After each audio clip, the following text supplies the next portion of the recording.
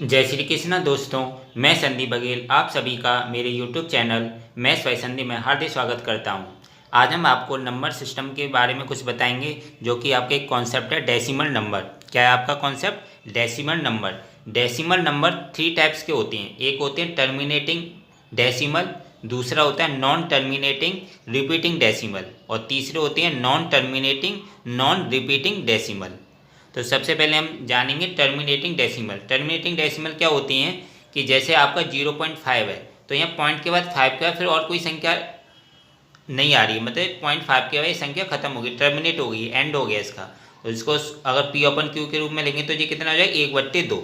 तो 0.5 आपका कैसा है? टर्मिनेटिंग डेसिमल, क्योंकि ये 0.5 का यहाँ पे इतना संख्या रुक गई, मतलब 0.5 के फिर आगे जिसमें भाग नहीं जा रहा है, तो जी कौन सी होगी? टर्मिनेटिंग हो गया, मतलब 0.5 पे संख्या रुक गई है। तो जी क्या हो गया? 0.5 आपका कैसा हो गया? आपका टर्मिनेटिंग डेसिमल। ऐसी 0.73 यहाँ पे 3 पे संख्या रुक गई, मतलब 3 का फिर भाग नहीं जा रहा है। इसको हम अगर पी अपन क्यू के रूप में लिखेंगे तो कितना आ जाएगा? 73/100। तो 0.73 आपका कैसा है? टर्मिनेटिंग डेसिमल है, मतलब यहाँ पे 3 के बाद अब संख्या और कोई नहीं आएगी, मतलब 3 के बाद इधर डिवाइड नहीं जाएगा, यहीं पे स्टॉप हो गया, यहीं पर टर्मिनेट हो गया। तो जी क्या होगा? 0.73 आपका कैसा है? Terminating decimal. अब तीसरा एग्जाम्पल देखो, 0.648। तो 0.648 भी कैसा आपका? टर्मिनेटिंग डेसिमल है, क्योंकि 8 के बाद फिर ये डिवाइड नहीं हो रही है, मतलब 8 के बाद ये डिवाइड नहीं जा रहा है। और इसको सॉल्व करेंगे पी अपन क्यू के रूप में लिखेंगे तो कितना हो जाएगा? 81/125।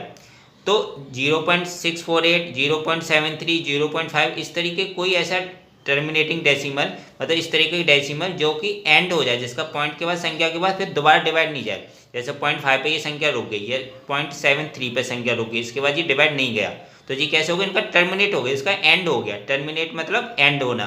तो जी कैसी हैं? टर्मिनेटिंग डेसिमल हो जाएंगी। कौन सी हो जाएंगी जी? Terminating decimal. अब आती है नॉन टर्मिनेटिंग, मतलब जिसका एंड ही ना हो, नॉन टर्मिनेटिंग और रिपीटिंग डेसिमल। ध्यान देना, नॉन टर्मिनेटिंग मतलब जिसका एंड ना हो, और रिपीटिंग मतलब जिसमें रिपीट हो संख्या, तो रिपीटिंग डेसिमल। तो ये कौन से हैं आपके? Non terminating repeating decimal. अब जैसे जी वाली संख्या देखो, 0.33333 और जी क्या अनंत तक जा रही है, इसका कोई टर्मिनेट ही नहीं हो रही, एंड ही नहीं हो रही, तो जी नॉन टर्मिनेटिंग हो गई। और रिपीटिंग डेसिमल क्यों बोले? क्योंकि इसमें ये 3 संख्या जो रिपीट हो रही है, देखो 3 तो यहाँ पे जो संख्या 3 है वो क्या रिपीट भी हो रही है, तो जी कौन सी हो जाएगी? Non terminating repeating decimal. तो इसको बोलेंगे, अगर इसको हम पी अपन क्यू के रूप में लिखेंगे तो जी क्या हो जाएगा? 1/3। 3 का भाग दो 1 में, तो जी इतना 0.333 ऐसे चलता रहेगा, अनंत तक चलता रहेगा, इनफाइनाइट हो जाएगा जी। अब ऐसी दूसरी संख्या देखो, 0.56, फिर 56, फिर 56, फिर 56। तो इसमें देखो एंड नहीं हो रहा है इसका, नॉन टर्मिनेट हो रही है, और रिपीट भी हो रही है। कौन सी संख्या रिपीट हो रही है? 56, 56, 56। तो इसको अगर पी ओपन क्यू के रूप में लिखेंगे तो जी कितना हो जाएगा? 56/99। तो 56/99 को अगर हम सॉल्व करेंगे तो जी क्या आएगा? 0.56, 56, 56, 56 ऐसे अनंत तक जाएगा। तो जी भी कैसा हो गया आपका डेसिमल? नॉन टर्मिनेटिंग और रिपीटिंग डेसिमल। अब आप तीसरा एग्जाम्पल देखो, 0.137, 137, 137 ऐसे जी अनंत तक जा रहा है, तो जी भी टर्मिनेट नहीं हो रहा है, तो जी कौन से हो गए? Non terminating. और रिपीट भी हो रही है, देखो 137, 137, 137 ये संख्या रिपीट भी हो रही है, तो जी कौन सा हो जाएगा आपका? नॉन टर्मिनेटिंग और रिपीटिंग डेसिमल। कैसे हो गया आपका? नॉन टर्मिनेटिंग और रिपीटिंग डेसिमल। तो इसको अगर पी ओपन क्यू में देखेंगे तो जी क्या होगा? 137/999। तो ये तो हो गए आपके नॉन टर्मिनेटिंग, जिसका एंड ना हो, अनंत तक जाए और संख्या कैसी हो? रिपीट हो, तो वो होती है नॉन टर्मिनेटिंग रिपीटिंग डेसिमल। और जिसमें पॉइंट के बाद संख्या का एंड हो जाए, मतलब वहाँ पे संख्या रुक जाए, 1 के बाद या 2 के बाद 3 अंकों के बाद संख्या रुक जाए, तो वो क्या होता है आपका? टर्मिनेटिंग डेसिमल, मतलब उसका एंड हो जाए, टर्मिनेटिंग डेसिमल। और नॉन टर्मिनेटिंग रिपीटिंग डेसिमल में क्या होगा? जो संख्या अनंत तक जाए और वो संख्या रिपीट भी हो, चाहे 1-1 अंक की संख्या रिपीट हो, चाहे 2-2 अंक की संख्या रिपीट हो, चाहे 3-3 अंक की संख्या रिपीट हो, उसमें रिपीट भी होगी और एंड नहीं होगा, अनंत तक जाएगी।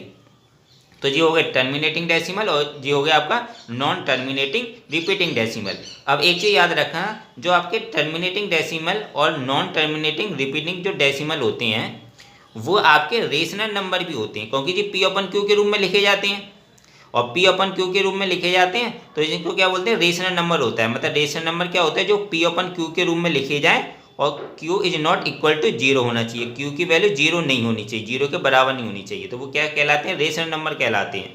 तो आपके टर्मिनेटिंग डेसिमल और नॉन टर्मिनेटिंग रिपीटिंग जो डेसिमल होंगे, डेसिमल के जो दो टाइप हैं जी वाले, तो जी कौन से कहलाएंगे? आपके रेशनल नंबर कहलाएंगे। क्या कहलाएंगे? आपके रेशनल नंबर कहलाएंगे। अब डेसिमल का 3 टाइप्स वाला देखो, वो कौन सा है? तीसरा प्रकार उसका non terminating non repeating decimal. ध्यान देना, नॉन तो टर्मिनेटिंग है लेकिन रिपीट नहीं हो रही उसमें, नॉन टर्मिनेटिंग है लेकिन नॉन रिपीटिंग डेसिमल है। अब जैसे √2 की हम वैल्यू निकालेंगे तो वो क्या आएगी? 1.41421356।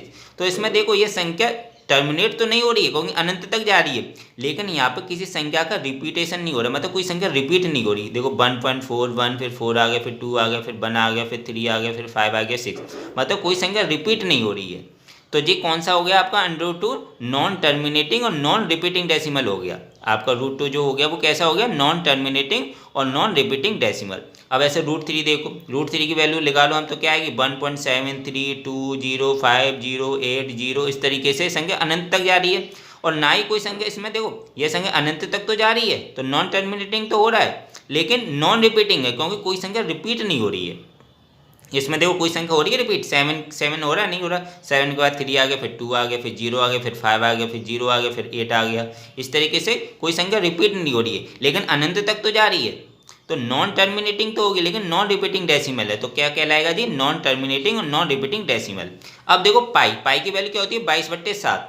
पाई की वैल्यू 22/7 होती है, लेकिन जी P/Q के रूम में तो है, लेकिन इसको हम कभी भी रेशनल नंबर नहीं बोलते। पाई हमेशा इरेशनल नंबर होता है क्योंकि पाई में देखो जो वैल्यू आ रही है, देखो 3.141592 ऐसी जी अनंत तक जा रही है। तो अनंत तक जा रही तो ये नॉन टर्मिनेटिंग है, लेकिन इसमें कोई संख्या रिपीट में नहीं हो रही। तो non terminating non repeating decimal के रूप में होने के कारण जो आपका पाई है वो रेशनल नंबर नहीं होगा, वो कैसा होगा? इरेशनल नंबर होगा। क्या होगा आपका? Irrational number. भले इसको 22/7 के रूप में लिखा जाता है, लेकिन 22/7 लगभग लिखा जाता है क्योंकि 22/7 में अगर भाग देंगे 7 का 22 में तो संख्या आपकी रिपीट मतलब टर्मिनेट नहीं होगी और ना ही कोई संख्या रिपीट होगी, तो ये non terminating non repeating decimal हो जाएगा। इस वजह से जी कैसा होता है आपका पाई? कैसा होता है? इरेशनल नंबर होता है। तो √3 √2 √3 पाई √5 इन सब की जो वैल्यू होती है वो एक तरह से कौन से डेसिमल कहलाते हैं? Non terminating non repeating. मतलब नॉन टर्मिनेटिंग मतलब अनंत तक तो जाएंगी वो संख्या, लेकिन उसमें कोई संख्या रिपीट नहीं होगी। तो वो इस तरह के आपके जो नॉन टर्मिनेटिंग और नॉन रिपीटिंग डेसिमल आपके इरेशनल नंबर भी कहलाते हैं। इरेशनल नंबर जो होते हैं वो क्या होते हैं? Non terminating non repeating decimal भी होते हैं। तो आपके डेसिमल के जो 3 टाइप्स हैं, 2 जो टाइप्स हैं टर्मिनेटिंग डेसिमल और नॉन टर्मिनेटिंग रिपीटिंग डेसिमल, तो आपके रेशनल नंबर कहलाएंगे, वो रेशनल नंबर भी होते हैं। लेकिन जो नॉन टर्मिनेटिंग और नॉन रिपीटिंग डेसिमल होगा वो आपके कैसे होंगे? इरेशनल नंबर भी होंगे। तो इस तरीके से डेसिमल के 3 टाइप्स है, काफ़ी इंपॉर्टेंट टाइप्स हैं, तो एग्जाम में भी ये काफ़ी हेल्पफुल रहेंगे। तो दोस्तों आशा करता हूँ आपको ये वीडियो अच्छा लगा होगा। अगर वीडियो अच्छा लगा है तो लाइक करना बिल्कुल मत भूलें, शेयर करें ज़्यादा से ज़्यादा फ्रेंड्स फैमिली मेम्बर्स के साथ। और अभी तक अगर आप चैनल को नहीं सब्सक्राइब किए हो तो चैनल को जरूर सब्सक्राइब करें, बेल आइकन दबा के और नोटिफिकेशन में रखिएगा। इससे क्या होगा कि जब भी मैं वीडियो डालूंगा आपको उस वीडियो का नोटिफिकेशन मिल जाया करेगा और आप उस वीडियो को देख लिया करेंगे। दोस्तों आपको नेक्स्ट वीडियो जिस टॉपिक पर या जिस क्वेश्चन पर चाहिए तो इस वीडियो के कमेंट्स बॉक्स में कमेंट्स जरूर करें कि आपको इस टॉपिक पर वीडियो चाहिए नेक्स्ट वीडियो, या जो कोई क्वेश्चन भेज दिए जो इसका आपको सॉल्यूशन नहीं आ रहा तो वो क्वेश्चन आप इस कमेंट्स बॉक्स में कमेंट्स कर दीजिए इस वीडियो के, जिससे कि मैं उस क्वेश्चन का सॉल्यूशन का नया वीडियो आपको मैं इस सॉल्यूशन का जो भी क्वेश्चन है उसका सॉल्यूशन का वीडियो मैं आपका बना सकूँ। तो दोस्तों आशा करता हूँ आपके वीडियो अच्छा लगा होगा। Thank you so much.